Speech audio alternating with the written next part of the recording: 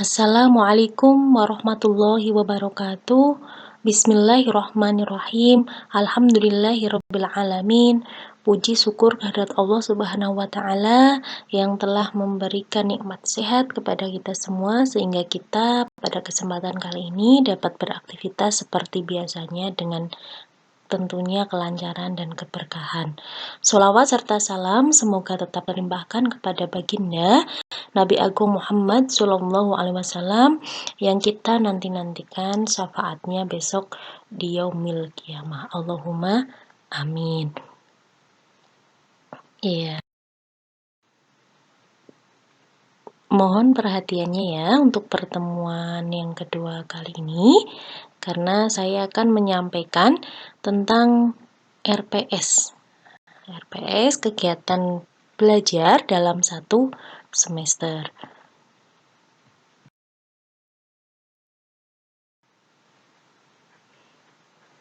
Ya, tolong diperhatikan bahwasanya mata kuliah ini bernama Psikologi Umum 2. Kemudian dosen pengampunya Nur Hamidah, kaprodinya Bu Qurrota Ayun.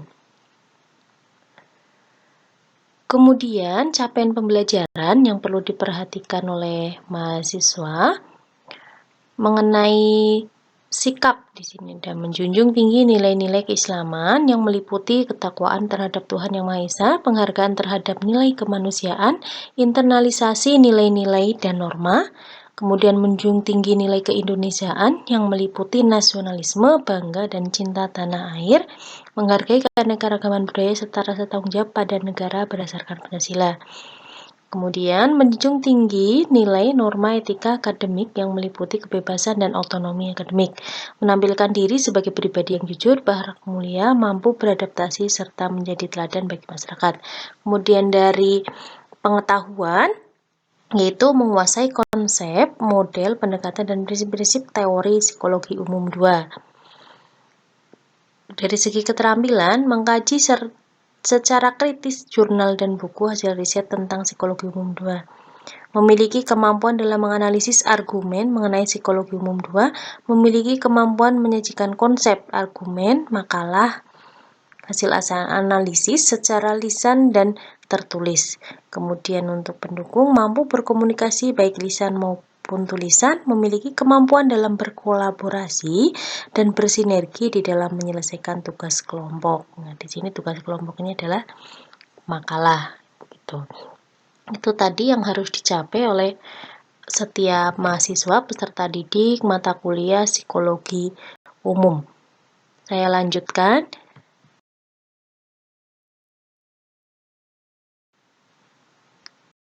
Nah, mengenai referensi, itu saya tuliskan ada 12, silakan nanti teman-teman digunakan referensinya sesuai dengan yang dibutuhkan di makalah. Nah, untuk pertemuan pertama kemarin sudah kita lakukan yaitu perkenalan kontrak belajar. Nah, pembagian kelompok ini di pertemuan kedua ya, kemarin belum sempat dibentuk. Kemudian di pertemuan kedua kali ini saya akan menjelaskan tentang itu materi per bab dan sekaligus mensosialisasikan mengenai kelompok, yaitu nanti berkaitan dengan tugas makalah.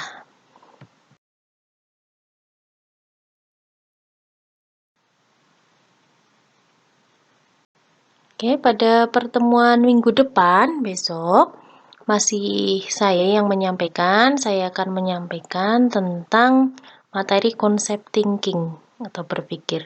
Saya langsung ke materi, tidak menjelaskan dulu tentang psikologi umum karena secara keseluruhan pastinya teman-teman semua sudah mendapatkan materi tentang psikologi umum 1, sehingga di dasar-dasarnya, materi awalnya semuanya sudah didapatkan di semester kemarin, semester 1, di psikologi umum 1, makanya karena ini kita membahas tentang psikologi umum 2, kelanjutan, maka saya langsung ke materi. Besok untuk minggu depan atau pertemuan berikutnya, saya menjelaskan tentang konsep thinking.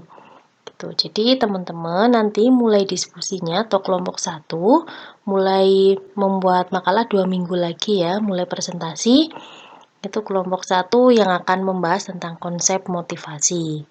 Gitu. Jadi di pertemuan keempat dipersiapkan kelompok 1 itu yang akan menyampaikan materi tentang konsep motivasi. Kemudian apa saja yang dinilai, yaitu meliputi ketepatan dalam menjelaskan dan menguraikan konsep motivasi. Ya, di makalah di situ harus memuat mengenai definisi motivasi, teori motivasi, pengaruh motivasi terhadap prestasi siswa ya. Jadi itu minimal yang tercantum dalam makalah. Nah, makalah nanti disampaikan dengan ceramah, interaktif, diskusi ya. Tuh, nanti ada aturan-aturan pembuatan makalah di bagian akhir nanti saya jelaskan.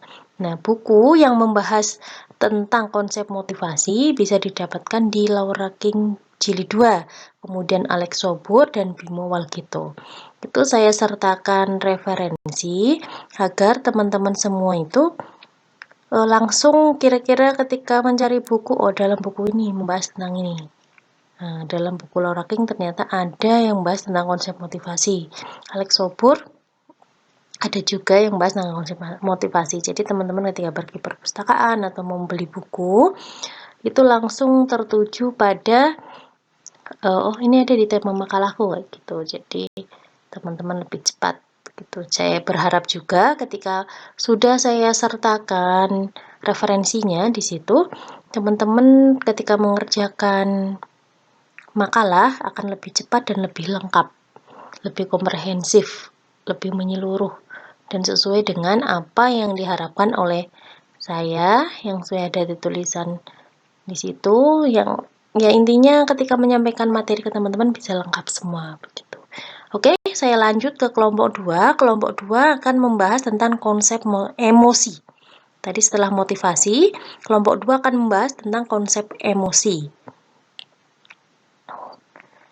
Apa saja yang perlu dimasukkan dalam makalah ini? Itu definisi emosi, jenis-jenis emosi, faktor yang mempengaruhi perkembangan emosi, kaitan emosi dengan perkembangan lainnya. Buku yang bisa digunakan adalah Sobur, Bimo Walgito, Laura King, Sarlito Wesarwono. Atau bisa juga ditambah dengan jurnal. Itu kan lebih bagus. Selanjutnya, kelompok 3 akan membahas tentang, saya lanjutkan ya, kelompok 3 ya. Saya lanjutkan. Kelompok 3 akan membahas tentang konsep perkembangan bahasa. Nah, di sini yang perlu teman-teman sampaikan atau sajikan yaitu ada mulai pengertian mengenai konsep perkembangan bahasa itu sendiri, periode perkembangan bahasa.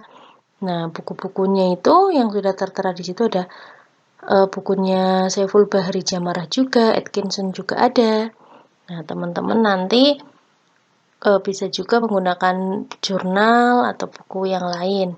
Tapi itu paling enggak yang sudah saya sampaikan tadi, yang saya tuliskan di sebelah kanan referensi itu, pasti di dalamnya insya Allah itu ada materi tentang itu. Jadi teman-teman akan lebih mudah.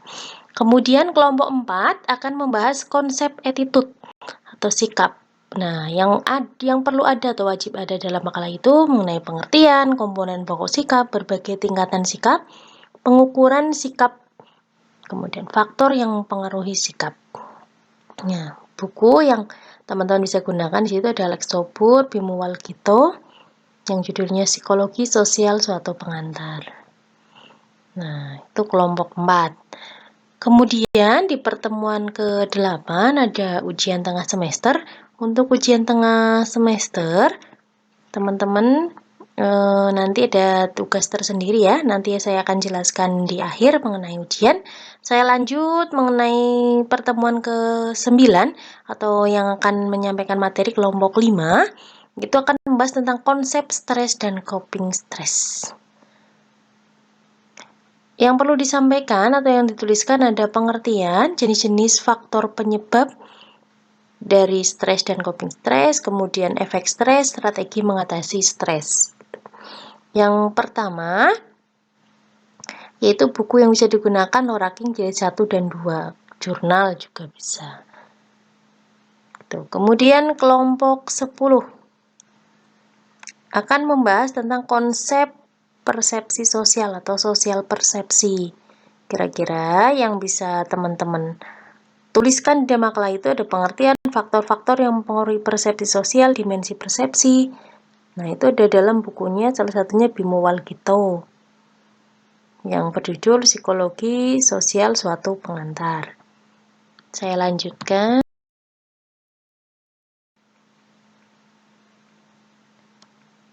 Nah, terus juga bukunya Fuad Nasori. Nah, untuk judulnya lebih lengkapnya tadi ya, di awal sudah saya perlihatkan referensi secara keseluruhan gitu.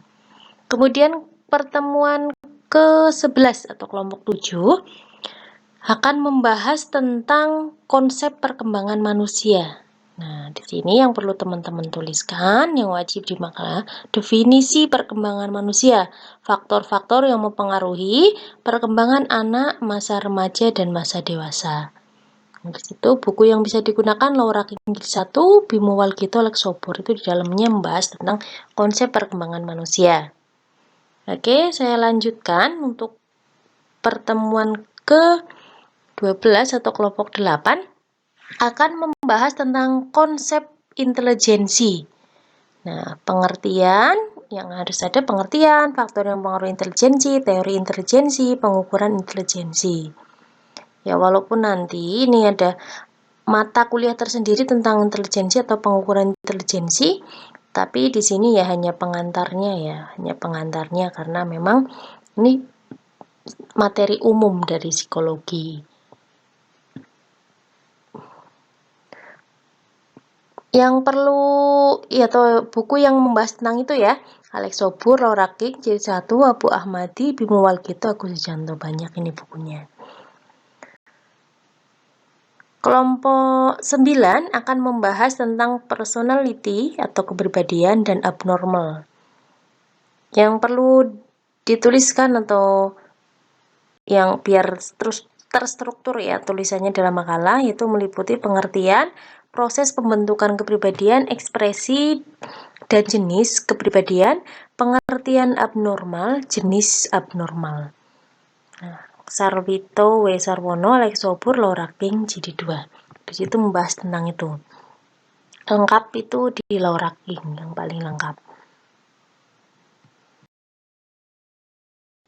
Kelompok terakhir akan membahas tentang terapi gangguan psikologis. Tadi kan kelompok sebelumnya itu membahas tentang gangguan dalam kepribadian tadi ya. Nah, setelah membahas tentang itu, maka kelompok 10 membahas tentang terapi gangguan psikologis. Jadi, terapinya itu bagaimana ya. Nah, di situ teman-teman bisa menuliskan mengenai macam-macam terapi, cara mengatasi yang tadi orang-orang yang memiliki gangguan secara pribadi atau kepribadiannya memiliki gangguan itu tadi. Nah, di sini teman-teman lebih menjelaskan ke terapinya atau cara penyembuhannya. Tuh, nah, di bukunya Loraking jilid 2 itu lengkap, terus didukung di Sarlito W. Sarwono. Oke, itu tema-tema makalah ada 10. Nah, silahkan teman-teman nanti dikerjakan dengan maksimal makalahnya. Nah, kita lanjut tentang penilaian. Perlu diperhatikan tentang penilaian karena sangat penting. Nah, saya menilai segala aspek yang ada, akan tetapi dalam kelas yang saya ampu ini, yang terpenting adalah prosesnya.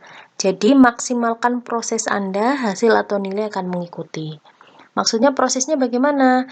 Ya, di sini kalau sudah ada aturan membuat makalah dengan aturan A, B, C, D, kemudian kita sudah menyepakati kehadiran maksimal, kemarin kan sudah disepakati tidak masuk 4 kali, maksimal 4 kali, kemudian tidak boleh terlambat sesuai dengan yang sudah kita sepakati di kontrak belajar. Nah, kalau teman-teman mengikuti itu semua, Nah, kehadirannya bagus, keaktifannya di kelas bagus, karena keaktifan juga termasuk proses di situ. Kemudian membuat tugas terstruktur, yaitu membuat makalah kelompoknya bagus, sesuai dengan aturan.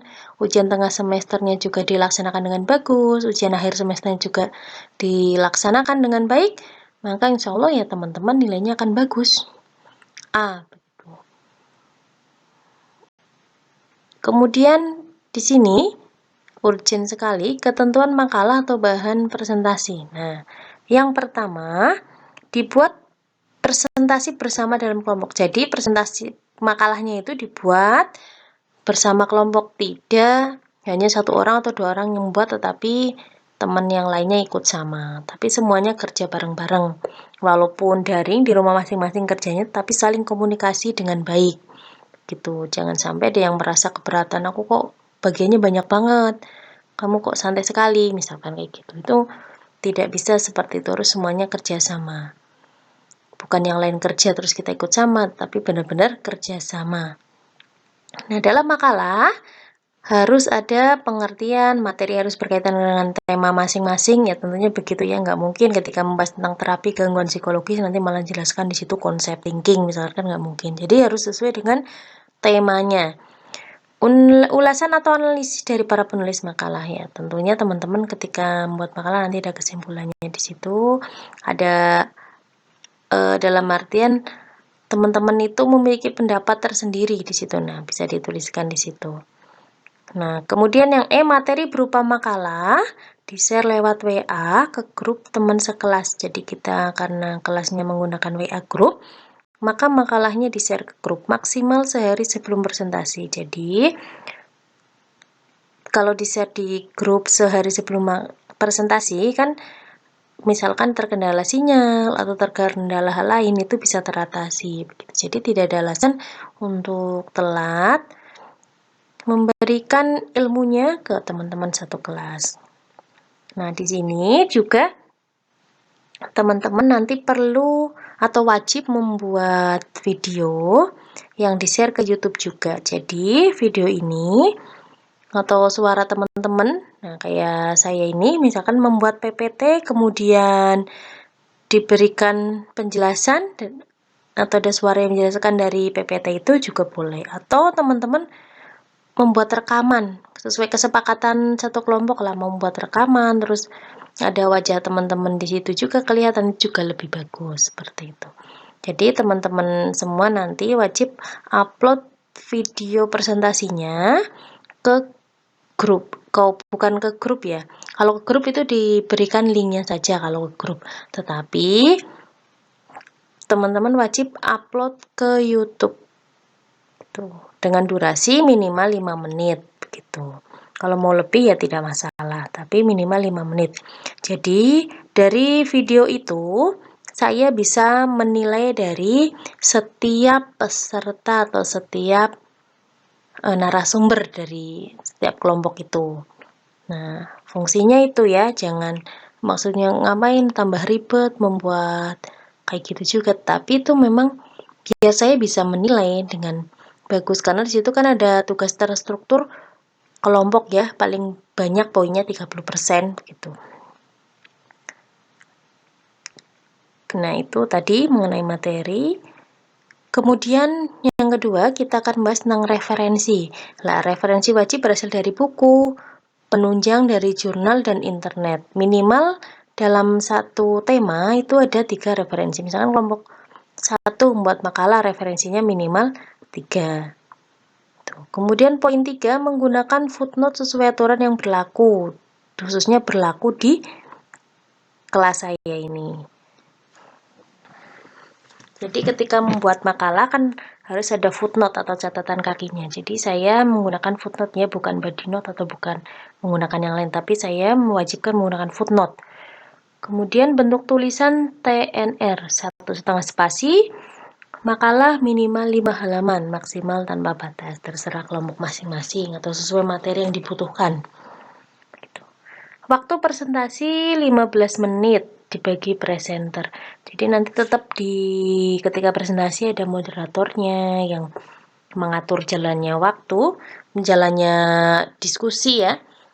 Nah, di situ tetap ada. Ya, nanti menyesuaikan aja. Ini kan hanya gambaran saja, waktunya 15 menit, kemudian diskusi 50 menit, ulasan terakhir dari saya 30 menit. Itu nanti ketika di TKP atau pas lagi proses berjalannya belajar mengajar, ya sesuaikan aja dengan waktu yang ada, begitu kondisional. Itu gambarannya agar lebih efektif, begitu saja. Oke. Itu tadi mengenai ketentuan makalah, itu sangat penting agar teman-teman semua bisa maksimal prosesnya dan nilainya juga maksimal. Nah, saya jelaskan mengenai tadi contoh penulisan footnote dan daftar pustaka. Karena tadi saya mewajibkan menggunakan footnote, jadi teman-teman perlu ataupun wajib mengetahui aturan itu. Dan digunakan dalam pembuatan makalah, tidak hanya dibaca, diperhatikan, tapi harus diterapkan di pembuatan makalah. Nah, ini saya contohkan biar teman-teman itu tidak bingung nanti. Nah, contoh footnote sumber dari buku. Nah, itu contohnya ada Muhaimin, Wacana Pengembangan Pendidikan Islam, dalam kurung Yogyakarta. Yogyakarta ini adalah kota terbitnya, kemudian titik 2. Pusat Studi Agama, Politik, dan Masyarakat itu adalah penerbit. Selanjutnya, baru tahun terbitnya 2010. Dalam kurung atau kurung tutup, 209 itu halaman. Boleh juga mau dikasih hal, terus titik 209 titik itu juga boleh. Tetapi nanti dalam satu makalah harus rajin atau harus semuanya kompak ya. Kalau kasih hal ya hal semua, kalau tidak ya enggak semua, atau HLM titik 209 misalkan kayak gitu juga boleh. Tapi yang penting dalam satu makalah itu harus serasi atau kompak, kasih hal ya hal semua, HLM semua, tidak ya tidak semua. Tapi walaupun tidak ada hal atau HLM itu sudah menunjukkan halaman. Kemudian jika dalam penulisan makalah ada penggunaan buku itu lebih dari satu kali. Nah, teman-teman tinggal tulis saja karena tadi masih menggunakan buku itu tapi di halaman yang berbeda gitu kan. Nah, kita menggunakan Muhaimin. Nah, fotonya begitu. Contohnya itu bawahnya Muhaimin, wacana pengembangan pendidikan, 210. Jadi cuma seperti itu. Jadi penulis, kemudian judul dicetak miring ya, judul buku. Nah, baru langsung halaman kayak gitu. Nggak usah pakai objek ibit, nggak usah.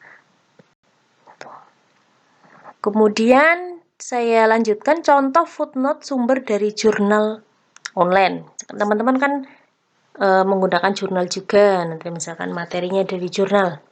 Karena teman-teman jurnalnya Google atau online, maka saya contohkan penulisan jurnal online. Contohnya Bu Hari Luneto itu yang menulis tentang materi itu.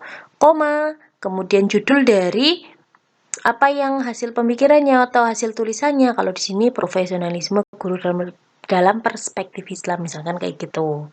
Nanti kalau di sini misalkan bahas tentang gangguan terapi ya, di situ misalkan terapi terhadap abnormal A, B, C misalkan kayak gitu ya. Nah, itu tinggal disesuaikan dengan jurnal yang teman-teman baca atau teman-teman gunakan. Volume 3, nomor, nah dituliskan di nomor 1, tahunnya juga dituliskan dalam kurung 2015. Nah, titik 2. Nah, setelah titik 2 langsung ada tulisan diakses 30 Januari 2017. Begitu ya, ada tulisannya seperti itu karena kan online, jadi perlu ditulis 30 Januari 2017. Kenapa perlu dituliskan diakses? Karena takutnya ada perbaikan dari atau ada kesalahan dari penulis, kemudian sudah ada revisi. Nah, sedangkan teman-teman itu ketika mengakses itu belum ada revisi. Nah, tentunya teman-teman perlu menuliskan aksesnya kapan, sehingga nanti suatu saat ketika ditanyakan pertanggungjawabannya, teman-teman bisa mengatakannya dengan benar. Misalkan kayak gitu.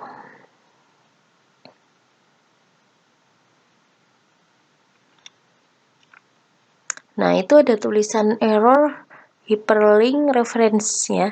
Maksudnya itu itu ada HTTP-nya, dimasukkan HTTP-nya, tapi itu karena kesalahan dari saya itu sehingga tidak muncul, ada hurufnya yang enggak tertuliskan sehingga tulisannya di situ error. Tapi teman-teman bisa melihat di bawahnya ya, contoh footnote sumber dari website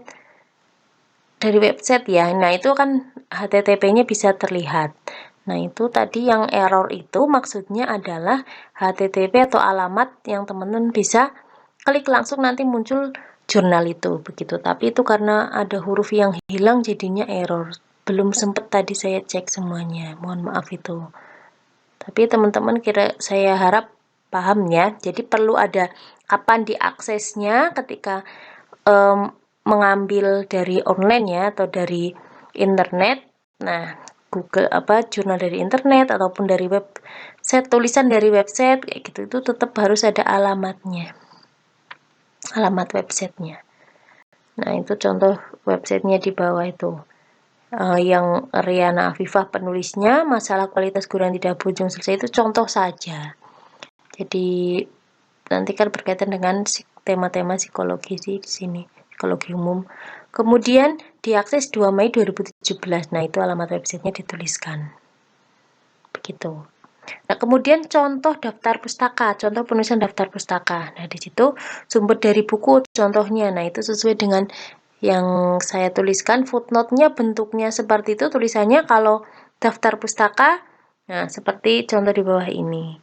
Itu misalkan tadi yang saya bahas kan Muhaimin, titik. Bedanya kalau footnote itu koma, kalau daftar pustaka itu di jeda dengan titik. Muhaimin titik, wacana pengembangan pendidikan Islam titik. Terus footnote atau ukurannya juga beda. Kalau footnote ukuran fontnya itu 10, kalau daftar pustaka tetap 12 sesuai dengan atau seperti tulisan-tulisan yang lain. Wacana pengembangan pendidikan Islam ditulis miring Yogyakarta, titik 2 Pusat Studi Agama, Politik dan Masyarakat, 2010 titik. Nah, jadi satu kesatuan ya, satu kesatuan. Kemudian kalau bagaimana penulisan daftar pustaka jurnal online? Oh ya, mohon maaf tadi kalau namanya lebih dari satu kata atau dua kata itu juga harus dibalik dulu namanya. Misalkan Muhaimin Ahmad misalkan namanya, jadinya Ahmad, Muhaimin titik seperti itu. Teman-teman juga sudah banyak memahami kan di materi SMA atau sekolah ketika SMA kan bahasa Indonesia juga banyak menjelaskan tentang itu, bagaimana cara menuliskan daftar pustaka seperti itu.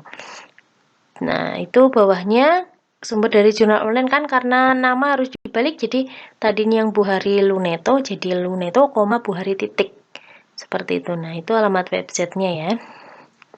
Tadi yang atas error, tapi ini yang untuk daftar pustaka, contoh daftar pustakanya bagus. Sumber dari website, nah contohnya seperti itu. Itu juga harus dibalik. Afifah Riana. Afifah, Riana titik. Itu ada kesalahan ya, belum kebalik. Afifah, Riana titik. Masalah kualitas guru yang tidak kunjung selesai. Nah, seperti itu. Itu hanya contoh saja.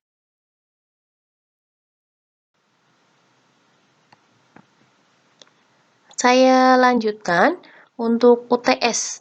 Nah, ujian tengah semester tadi di pertemuan ke-8. Bahwasanya UTS dikirimkan dengan WA pribadi ke saya, yaitu mulai tanggal bisa dikumpulkan atau dikirimkan ke saya mulai tanggal 11 sampai 18 April 2021. Jadi teman-teman disiapkan dari sekarang ya. Bentuk UTS adalah telah membaca separuh isi buku. Nah, separuh isi buku ya. Jadi UTS-nya membaca buku saja. Saya berharap dengan membaca buku itu teman-teman lebih memahami materi tentang psikologi umum secara komprehensif atau secara lengkap. Jadi walaupun perkuliahannya daring, teman-teman tidak ada alasan saya tidak begitu memahami materi karena saya nggak fokus karena kuliahnya daring seperti itu. Karena banyak aktivitas yang harus dilakukan, misalkan bantu orang tua atau sambil kerja dan lain-lain. Jadi teman-teman tidak ada alasan itu karena saya mewajibkan teman-teman membaca buku. dalam satu semester teman-teman wajib menghabiskan satu buku. Jadi di tengah semester ini mulai sekarang teman-teman menyicil membaca buku. Nah, ketika UTS nanti yaitu tanggal 11 atau 18, teman-teman mengirimkan bukti bahwasanya teman-teman sudah membaca minimal separuh ya dari isi buku itu. Nah, buku yang dibaca mahasiswa adalah buku yang berkaitan dengan makul psikologi umum 2 dan di dalamnya ada materi makalah dalam kelompoknya. Example, ini kelompok 1 membahas tema tentang konsep motivasi. Buku yang dibaca karya Laura King karena di dalamnya ada materi tentang konsep motivasi. Ya, seperti itu. Nanti untuk format pengiriman bukti pengiriman bahwasanya sudah membaca separuh buku nanti saya kirimkan di WA group seperti itu. Kemudian yang kelima, UAS. Ujian akhir semester dilakukan di pertemuan terakhir ya. UAS dikirimkan dengan WA pribadi ke saya. Jadi WA pribadi untuk mengirimkan UAS hasil UAS yaitu tanggal 13 sampai 19 Juni 2021. Itu saya kasih waktu itu 1 minggu. Jadi silakan dalam waktu 1 minggu itu dikirimkan ke saya. Bentuk UAS adalah telah membaca seluruh isi buku. Jadi ketika UAS, nanti melakukan UAS, jadi sudah menyelesaikan membaca satu buku itu. Nah, buku yang dibaca mahasiswa adalah buku yang berkaitan dengan makul psikologi. Jadi tadi berhubungan bukunya dengan yang UTS. Nah, ketika UTS baru separuh, nah nanti ketika UAS sudah menyelesaikan semuanya, begitu. Nah, untuk formatnya nanti juga saya kirim ke grup, nanti teman-teman tinggal salin, kemudian tuliskan. Bagaimana yang belum mampu melakukan itu semua, misalkan karena sakit, ya semoga kita selalu diberikan kesehatan semuanya, misalkan sakit, benar-benar nggak bisa melakukan itu, karena harus dirawat di rumah sakit misalkan, nah itu teman-teman menghubungi saya, sehingga nanti tetap teman-teman akan diberikan waktu kembali khususon. Jadi waktu khususon bagi teman-teman yang memang belum bisa melakukan, tapi juga itu harus dibuktikan dengan surat dari dokter atau keterangan dari rumah sakit bahwasanya saya sakit di rumah sakit sehingga tidak bisa ngapa-ngapain, misalkan kayak gitu.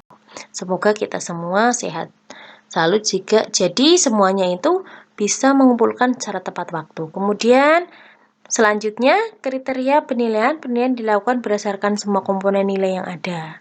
Nilai akhir yang diperoleh mahasiswa merupakan rata-rata dari perolehan tiap komponen dengan melibatkan bobot masing-masing. Nilai akhir semester merupakan gambaran kemampuan dan kualitas mahasiswa terhadap ilmu yang sudah diperoleh selama satu semester. Nilai akhir akan dikonversi ke dalam bentuk angka dan huruf. Jadi teman-teman semuanya nanti jika nilainya bagus berarti prosesnya bagus gitu, karena saya ulangi lagi, saya lebih mementingkan kepada proses bagaimana kehadiran teman-teman bagus atau tidak, kemudian juga di kelas aktif atau tidak, terutama nih di kelas. Nah kalau aktif di kelas berarti benar-benar dia itu memperhatikan, tidak hanya ngisi daftar hadir kemudian habis itu kemana lah gitu, walaupun sambil kerja tetap harus aktif di kelas, misalkan malamnya harus belajar dulu sehingga besok saya bisa aktif menambahkan jawaban atau minimal bertanya kepada para pemakalah kemudian menambahkan jawaban. Nah dengan begitu teman-teman jadi lebih merasa bahwasanya saya memahami materi ini dengan maksimal gitu. Kalau teman-teman nggak aktif di kelas nanti tambah merasa teman-teman nggak ngerti apa itu materi tentang psikologi umum 2 kayak gitu. Jadi seolah-olah kayak acuh begitu. Oke, saya berharap teman di kelas ini ya, semuanya aktif sehingga perkuliahan merasa semangat ya, kuliahnya merasa semangat, merasa hidup gitu, walaupun teman-teman belum bisa bertatap muka secara langsung begitu. Kemudian penutup, nah, rencana pembelajaran semester RPS ini berlaku mulai tanggal 22 Februari 2021.